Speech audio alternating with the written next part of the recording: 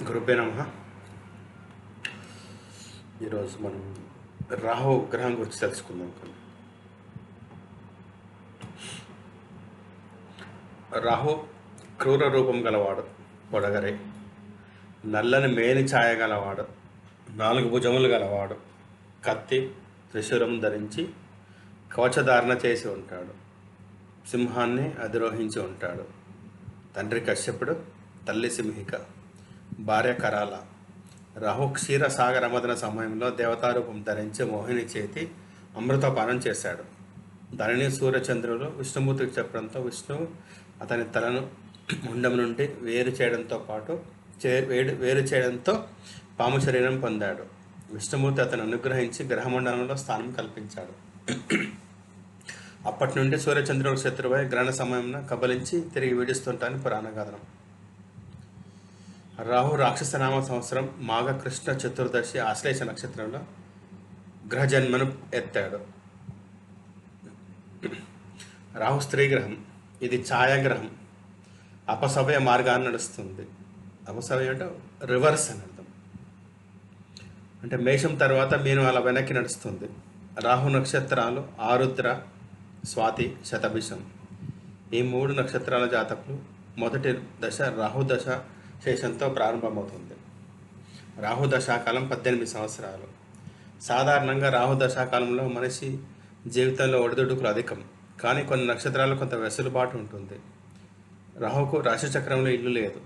రాహు వృషభ రాశిలో ఉచ్చస్థితి పొందుతాడు. రాహు వృశ్చిక రాశిలో నీచస్థితి పొందుతాడు. కొన్ని ప్రాచీన గ్రంథాల్లో జ్యోతిష శాస్త్ర రాహు ప్రస్తావన లేదు, కానీ ఆధునిక శాస్త్రంలో రాహుకు అధిక ప్రాధాన్యత ఇస్తున్నారు. రాహు పాపగ్రహం. రాహు ఏ గ్రహంతో కలిసి ఉంటే ఆ ఫలితాలు ఇస్తాడు.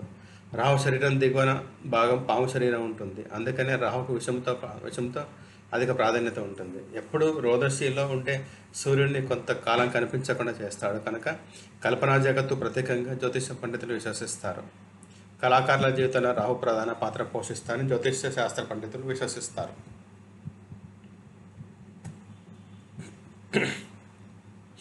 రాహు గ్రహ గుణగణాలు. రాహు తమోగుణ ప్రధానుడు. రాహు సంఖ్య గ్రహ సంఖ్య 2. అధిదేవత గౌరీ. అంటే గ్రహ సంఖ్య కొన్ని చోట్ల వేరే ఉందండి నెంబర్, కానీ ఇక్కడ గ్రహ సంఖ్య 2. అధిదేవత గౌరీ ముసలివారిని సూచిస్తాడు. బుధుడు, శుక్రుడు, శనిమిత్రులు.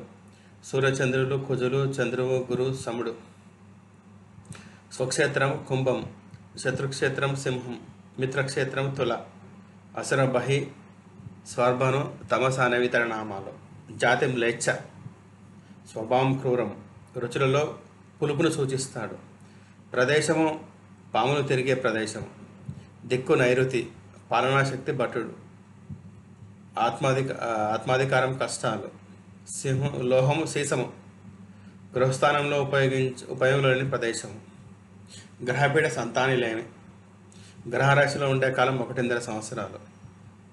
వృక్షము పొదలు. ఆహార పదార్థాలు మినుములు, ఖర్జూరము, ఆవాలు. జంతువులు ఏనుగు, పాములు, అడవెలుకలు. వస్తువు గొడుగు, సమిద దూర్వ. మూలిక చందనము. దేవవర్గం శైవ. అవతారం వరాహావతారం. రాహుగ్రహ కారకత్వం. రాహు పితామహుడు, తాత.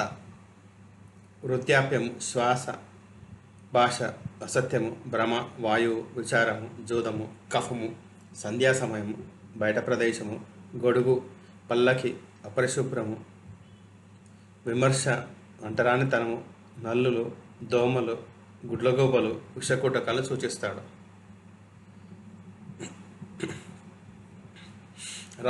గ్రహ వృత్తులు.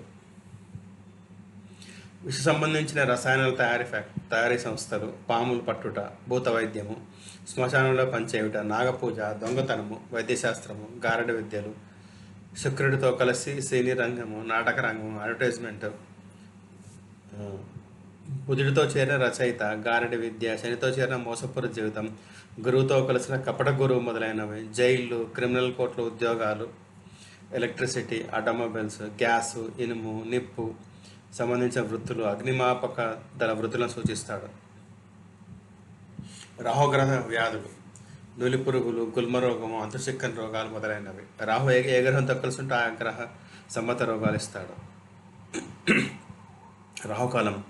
రాహుకాలం వారంలో ప్రతిరోజు 1.5 గంటల సమయం ఉంటుంది. ఆ సమయంలో చేసే పనులకు ఆటంకం కలుగుతుందని విశ్వసిస్తారు కనుక ముఖ్యమైన పనులు ఏమైనా ఉంటే ఆ సమయంలో చేయరు. కానీ దోష నివారణకు రాహుకాలంలో పూజలు నిర్వహిస్తారు. దుర్గాదేవికి రాహుకాలంలో నిమ్మడిప్ప అనే నూనెలో దీపం పోసి వెలిగిస్తారు. ఆదివారం సాయంత్రం 4:30 గంటల నుండి 6 గంటల వరకు, సోమవారం 7:30 గంటల నుండి 9 గంటల వరకు, మంగళవారం 3 గంటల నుంచి 4:30 వరకు, బుధవారం 12 గంటల నుండి 1:30 వరకు, గురువారం 1:30 నుంచి 3 గంటల వరకు, శుక్రవారం 10:30 నుండి 12 గంటల వరకు, శనివారం 9 నుంచి 10:30 వరకు రాహుకాలం ఉంటుంది.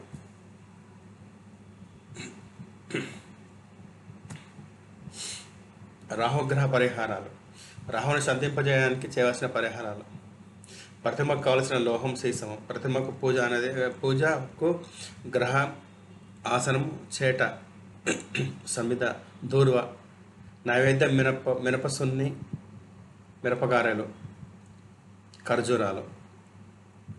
చేయవలసిన పూజ అధిష్టాన దేవత అయిన సరస్వతి పూజ, దుర్గా పూజ, సుబ్రహ్మణ్య స్వామి పూజ, శివారాధన. రాహుకాలంలో దుర్గాదేవికి నిమ్మకాయ దీపం పెట్టడం. ఇది దేవాలయాలలో దుర్గాదేవి సన్నిధిలో చేయాలి. ఇంట్లో అయితే నేతి దీపంతో పెట్టాలి. ఆచరించవలసిన వ్రతం సరస్వతి వ్రతం. రాహుకు ప్రియమైనది తిథి చైత్ర బహుళ ద్వాదశి పారాయణం చేయవలసింది దుర్గా సప్తశ్లోకి, రాహు అష్టోత్తరం, లలితా సహస్రనామం. ఆచరించవలసిన దీక్ష భవానీ దీక్ష. ధరించవలసిన మాల రుద్రాక్ష మాల.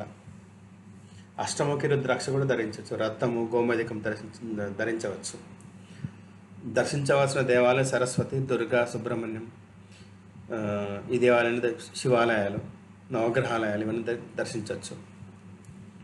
దానం చేయవలసినది మినుములతో చేసిన పదార్థాలు, ఎండు ద్రాక్ష, తేనె, ఖర్జూరాలు.